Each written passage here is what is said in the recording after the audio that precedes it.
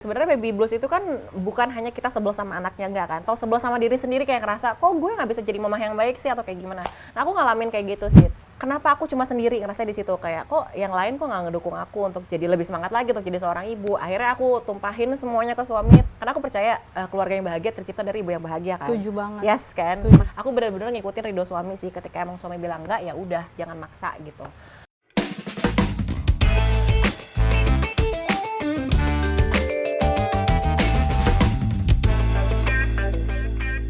Halo Mama, hari ini Mama Egi lagi ada di lokasi photoshoot Millennial Mama of the Month edisi September 2022. Hari ini Pop Mama udah kedatangan seorang anchor. Kira-kira siapakah dia? Halo Wanda Dwi Utari. Halo Mama Egi. Hai, apa kabar? Alhamdulillah sehat, lucu banget lilak warnanya. Boleh tukeran nggak? Oh jangan, ini kan identity aku, popmama.com. Kirain punya wardrobe juga. Oke, apa kabarnya sekarang, kegiatannya apa aja? Alhamdulillah sehat. Kalau kegiatannya ya seperti kebanyakan emak-emak lainnya, ngurus anak udah pasti, terus sambil kerja juga, sama sekarang lagi seneng banget sama olahraga lari. Jadi lagi seneng ikut event-event lari kayak gitu aja sih Pak. Ini nih pasti pada kenal sama Wanda karena selain sering tampil di layar kaca, Wanda juga sering nongol di FYP kita. Nongol ya. muncul lagi. Aku tuh suka ngeliatin sosmed kamu ya, kayaknya akrab banget sama followernya karena personanya tuh kocak. Tapi di balik persona yang kocak dan lucu itu, ternyata Wanda juga punya profil yang sangat menarik. Kenapa kayak gitu? Karena Wanda mama yang kerja, ya kan? Terus ngurus 2 anak. Dan Wanda ini juga support sang suami ya. Harus dong. Iya. Nanti kita akan ngobrol-ngobrol ya. Nah, sesuai dengan tema Millennial Mama of the Month kali ini, yaitu Super Mama for Lovely Family, kayaknya aku mau bahas semua aspek kehidupan Wanda. Mama Wanda mungkin bisa cerita nih, perjalanan karir kamu tuh seperti apa sih? Kan kamu pernah join di Bang None Jakarta Utara, sampai sekarang akhirnya jadi news anchor. Gimana tuh suka dukanya? Kalau ditanya suka dukanya banyak banget pastinya. Kayaknya durasinya nggak cukup juga nih kalau misalnya ngomongin suka duka jadi news anchor, terus perjalanannya gimana. Dulu itu zamannya masih anak kecil kan suka ikut-ikutan sama kakak tuh. Nah kakak tuh dulu suka nonton film Jepang tentang news anchor. Aku lupa judulnya tapi tema besarnya si TV-nya tuh namanya TV Niko Niko. Pokoknya perjalanan news anchor, gimana caranya dia jadi jurnalis yang hebat. Nah, aku tuh seneng nonton itu, akhirnya sebagai adik ikut-ikutan dong. Nah, ketika di akhir kuliah semester akhir itu, aku ditawarin sama temanku yang kerja di TV nasional ini, mau nggak jadi news anchor? Dalam hati, wah ini cita-cita kecil nih, tapi kan aku nggak punya basic sama sekali untuk membacakan berita seperti apa, kan hanya bisa presenting sedikit kalau misalnya mau ngeband gitu. Dan ketika itu aku inget banget aku di casting program kriminal di mana muka aku smiling face banget menceritakan tentang seorang mucikari, aku sambil senyum, pemirsa seorang mucikari di Jakarta Utara sambil begitu ya udahlah karena aku punya pengalaman ya kan. Tapi ya udah aku cuma coba aja, tapi mungkin jalannya di situ aku lolos di situ. Ketika aku melamar di perusahaan TV nasional itu, aku sudah menjadi abnon dan dia jadi poin plus buat si perusahaan. Wah, ini yang juara tahun segini nih, berarti otomatis basic public speaking ada lah kayak gitu kan. Tadi kan kalau aku dengar tuh kayaknya mulus banget perjalanan Mama Wanda ya. Kayaknya mulus nih ya kan. Sebenarnya apa sih, kayak pernah nggak sih ada batu sandungan-sandungannya gitu? Apalagi sekarang news anchor tuh kayak udah 9 tahun ya? 8 tahun. Oh 7 tahun. Udah 7 tahun dan itu udah lama banget ya, lumayan. Ada nggak sih batu sandungannya gitu selama ini ngejalanin karir gitu? Ada banget, apalagi kalau misalnya jadi news anchor itu kan on air ya. Kalau misalnya salah ya udah gitu kan, nggak bisa kayak tiba-tiba di-cut ulang lagi, itu nggak bisa kayak gitu. Tapi ya kesalahan-kesalahan itu yang akhirnya bikin aku belajar untuk bisa menjadi punya kemampuan public speaking lebih baik lagi. Jadi bener-bener langsung terjun, ya kesalahan-kesalahan itu yang aku lakuin, ya udah jadi pembelajaran. Kayak misalnya aku pernah salah baca berita, bayangin aja ada satu berita katakan teror ular piton, aku bacanya telur ular piton. Aku nemu di sosmed kalau pas closingannya tuh biasanya kan sampai jumpa. Oh iya. Coba kayak gimana closingnya? Jadi gini pemirsa, jadi gini ya mama-mama, ketika aku closing kan harusnya saya Wanda Dwi Utari pamit, selamat siang, sampai jumpa gitu kan harusnya. Yang terjadi adalah saya Wanda Dwi Utari, sampai siang. Gitu kayak ya gitu, tapi kan itu kan on air ya. Iya benar. Nggak mungkin dong kayak ya udahlah, jadi anggap aja tidak terjadi apa-apa. Banyaklah pokoknya kalau misalnya duka-dukanya itu banyak banget lah pasti. Iya, jadi sebenarnya nih mama-mama, apa yang kelihatannya mulus di balik itu semua belum tentu semulus itu. Betul. Tentu ada perjuangannya juga, ada Yes. kerja kerasnya juga. Jadi gimana caranya kita adaptasi ya Betul. di kerjaan itu sendiri. Nah, aku sekarang pengen ngobrolin soal pernikahan. Wow. Tahun 2017 Wanda itu menikah dengan Mas Haidar. Mas akrab banget sama suami aku. Kayak di situ langsung menikah setelah berapa tahun kenal waktu itu? Pacarannya 7 tahun. Lama ya. Lama, alhamdulillah dinikahin Kak. Iya, alhamdulillah. Kalau menjagain jodoh orang namanya. Waduh, jangan ya. Nah, itu di tahun 2017 menikah dan itu awal tahun ya. Awal tahun Januari. Nah, akhir tahun udah punya baby. Jangan gosip, Nah, bukan gitu. jangan. Ini hitungannya emang bener nih, Januari nikah, Oktober punya baby. Betul. Nah, pertanyaannya, di tahun yang sama kan tiba-tiba statusnya beda nih ya. Jadi istri orang, terus tiba-tiba langsung jadi mama, punya baby di tahun yang sama. Nah, itu gimana adaptasi kamu waktu itu? Oke, ketika nikah lagi indah-indahnya dong berdua ya kan, apalagi pacaran cukup lama 7 tahun. Sebenarnya nggak ada sesuatu yang beda banget sih, nggak ada. Jadi kayak benar-benar ya udah, paling bedanya adalah jadi adalah teman tidur gitu kan tiap hari, tutup mata bangun mata ya dia lagi. Kalau pacaran kan nggak begitu kan. Nah, yang bikin kerasa banget bedanya adalah ketika tadi udah punya anak. Ada istilahnya kan namanya baby blues, Baby blues ya, habis pasca melahirkan. Ada pasca melahirkan. Nah, ketika itu aku ngalamin sih. Sebenarnya baby blues itu kan bukan hanya kita sebel sama anaknya, enggak kan, tapi ada juga tahap-tahap yang dimana kita malah sebel sama lingkungan sekitar atau sebel sama diri sendiri, kayak ngerasa kok gue nggak bisa jadi mama yang baik sih atau kayak gimana.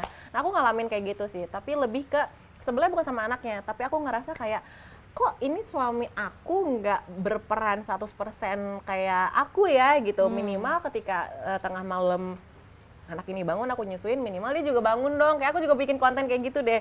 Jadi ketika kita nyusuin, begadang, ya suami malah tidur gitu kan. Ya, aku adalah fase-fase terberatnya seperti itu sih ketika newborn. Tapi itu alhamdulillah nggak terlalu lama ketika aku ngerasa itu dan ngerasa kayak kenapa aku cuma sendiri ngerasa di situ, kayak kok yang lain kok nggak ngedukung aku untuk jadi lebih semangat lagi untuk jadi seorang ibu. Akhirnya aku tumpahin semuanya ke suami, tolong dong aku pengen kamu lebih begini. Ya akhirnya alhamdulillah jadi berubah sih. Jadi benar-benar emang kalau misalnya kita punya ngerasain suatu hal yang nggak enak, ya omongin aja, walaupun ujung-ujung kita gontok-gontokan dan berantem gitu katakan. Tapi seenggaknya apa yang kita rasain kita pendem gitu kan, itu bisa dikeluarkan dan semoga bisa dapat solusinya kayak gitu sih. Anak pertama Dilan ya. Dilan. Nah, Mas Dil waktu itu nyusuin ya, langsung nyusuin. Berapa lama?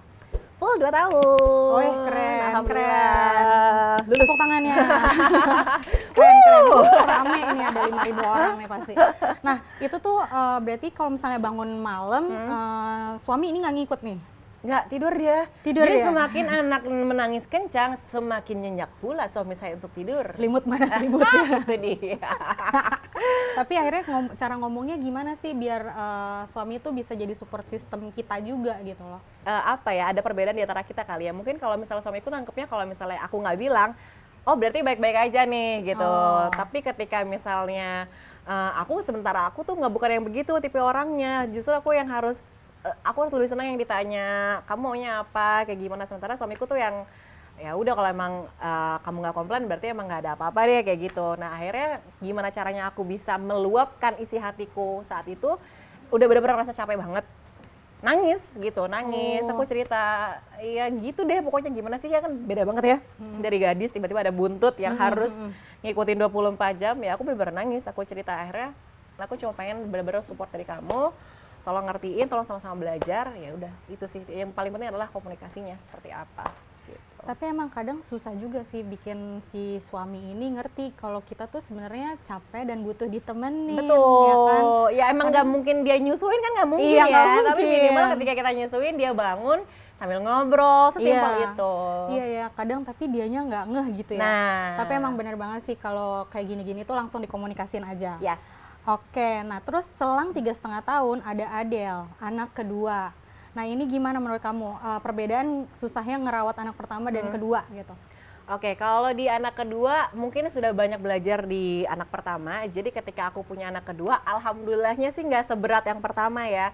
Jadi mungkin ya udah ada pengalaman sebelumnya. Jadi yang paling beratnya adalah mungkin gini, harus berbagi waktu dengan anak pertama dan anak kedua. Karena sampai sekarang pun aku masih ngerasa kayak kalau aku lagi pegang Adele, ini Mas Del sedih nggak ya gitu, atau kalau misalnya aku lagi main sama Mas Del, ini Adele sedih nggak ya, masih kayak gitu. Jadi kesulitannya adalah untuk lebih berbagi waktu sama anak pertama dan kedua sih. Tapi kalau selebihnya untuk parentingnya, gaya parentingnya seperti apa itu sama aja sih. Tapi bagi waktunya yang harus lebih dijelasin lagi ke merekanya. Kayak gitu. Lagi-lagi sepertinya Mama Wanda mulus perjalanannya. Mari, aku pengen tahu, Amin. kamu pernah burn out nggak sih ngurusin anak gitu? Jadi pernah aku ketika mungkin udah capek ya, maksudnya kita manusia lah ya. Ada saatnya kita capek banget, capek dengan rutinitas kantor, capek dengan rutinitas rumah, sampai akhirnya aku minta sama suamiku, aku manggilnya kan AA, AA Dede lagi, aduh bukan Lesti Bilar tapi ya. Iya, bukan, beda ya Ma. Jadi aku bilang, boleh gak sih aku sehari aja nginep di hotel, literally sendiri, ngapain kata suamiku gitu. Ya pengen sendiri aja, aku lagi capek sama rutinitas ini, aku lagi capek ngantor, aku lagi capek sama rumah. Terus dia balik lagi nanya, emang tega tinggalin anak-anak? Mikir lagi aku, emang tega ya? Tapi aku balik lagi karena aku percaya keluarga yang bahagia tercipta dari ibu yang bahagia kan. Setuju banget. Yes kan, Setuju makanya banget. aku mikir kayak, akunya harus happy nih, kalau misalnya akunya lagi kalut kayak gini, pasti ke anak-anak juga kerasa. Aku bilang, jadi aku butuh waktu sendiri. Ngapain, dia cuma ngomong gitu. Tapi ya akhirnya dengan dia kasih solusi segala macam, aku mikir, oh ya udah deh, ada cara lain kok untuk bikin aku lebih happy dibandingkan aku dengan harus sendiri. Terus juga pasti ujung-ujungnya ketika aku sendiri, misalnya aku di hotel sendiri gitu ya, pasti ujung-ujungnya aku mikir anak gimana ya gitu kan, udah makan apa belum ya, susunya cukup nggak ya, pasti ujung-ujungnya kayak gitu sih. Di akhirnya ya udah, ketika suami nggak izinin, karena aku benar-benar ngikutin ridho suami sih, ketika emang suami bilang enggak ya udah, jangan maksa gitu. Sekarang ini kan Mas Dilan dan Adele itu udah semakin besar. Nah, sekarang tuh aku pengen tanya, kira-kira bagaimana sih caranya Mama Wanda untuk selalu bisa dekat sama anak-anak? Oke, kalau untuk cara aku dekat sama anak-anak itu, secapek-capeknya aku bekerja atau secapek-capeknya aku kegiatan di luar rumah, ketika udah di rumah, full kebutuhan semua anak dari mulai mandi, makan, itu aku yang ngurusin. Karena Hands-on ya? sesimpel kita mandiin atau nyuapin itu kan bentuk bonding kita sama anak kan. Jadi ya emang sebenarnya pengennya kalau udah capek, pengennya rebahan gitu kan sambil scroll TikTok kayak apa kayak gitu. Tapi kan kita kan balik lagi keputusan untuk working mom itu kan aku yang pilih sendiri, tidak ada yang memaksakan. Jadi ya aku harus ambil konsekuensinya, secapek-capeknya ya harus dilakuin kayak gitu. Dan aku dari semenjak hamil sampai punya anak Adele yang kedua itu aku keras kepala untuk mengasihi, kasih ASI, karena kerasa banget sih sebenarnya itu keputusan mama masing-masing ya. Ada yang mungkin memang harus support ada, tapi ada juga yang keras kepala untuk ASI ada. Kalau aku tipe yang memang keras kepala ASI, kenapa? Karena aku percaya kandungan ASI itu lebih bagus, satu, dan yang kedua adalah untuk menjaga bonding sama anak tadi. Karena kan udah dari 24 jam, udah sekian belas jamnya di luar rumah. Nah, ketika aku menyusui itu adalah bentuk aku berkomunikasi sama anak lebih deep lagi, dan juga lebih punya hubungan lebih erat lagi sama anak kayak gitu. Dan dengan begitu anak-anak juga ngerasa lebih dikasihi ya. Betul. Oke. Nah, sekarang mungkin aku mau minta Wanda, kira-kira apa nih yang Wanda mau sampein untuk milenial mama di luar sana? Gimana sih sebagai seorang mama yang bekerja dan juga support suami yang juga punya karir sendiri gitu ya. Wanda kerja, suami kerja, tapi punya 2 orang anak di rumah gitu. Nah, kira-kira apa nih yang mau Wanda sampein? Oke, sebenarnya gini, mau jadi ibu rumah tangga atau ibu pekerja, dua-duanya adalah pekerjaan yang sangat berat dan dua-duanya pasti mulia, di mana gajinya adalah insya Allah surga, amin. Amin. Tapi balik lagi ketika kalian memutuskan ingin menjadi ibu pekerja atau ibu rumah tangga, yang pasti dua-duanya berat, tapi percayalah kedua peran itu pasti akan bisa dijalankan dengan baik. Asalkan ada support system. Yang pertama pasti yang paling penting adalah ridho dan izin suami. Support system dari suami itu udah paling penting. Dan yang kedua, kitanya sebagai mama atau ibu jangan terlalu insecure. Jangan kalau misalnya saya sebagai working mom, jangan terlalu insecure kayak anak-anak gimana ya. Ya kepikiran pasti ada, tapi kalau terlalu insecure juga itu nggak baik ke perasaan anak-anaknya. Karena apa yang kita rasa itu kerasa ke anak ya nggak sih. Ketika ibunya happy, mamanya happy, anak juga pasti happy. Ketika ibunya sedih, mamanya sedih, anaknya juga pasti ikutan sedih kayak gitu. Dan komunikasi adalah kunci. Jadi kalau misalnya kalian menjadi ibu rumah tangga atau ibu pekerja, harus banyak komunikasi sama suami, sama anak juga itu perlu.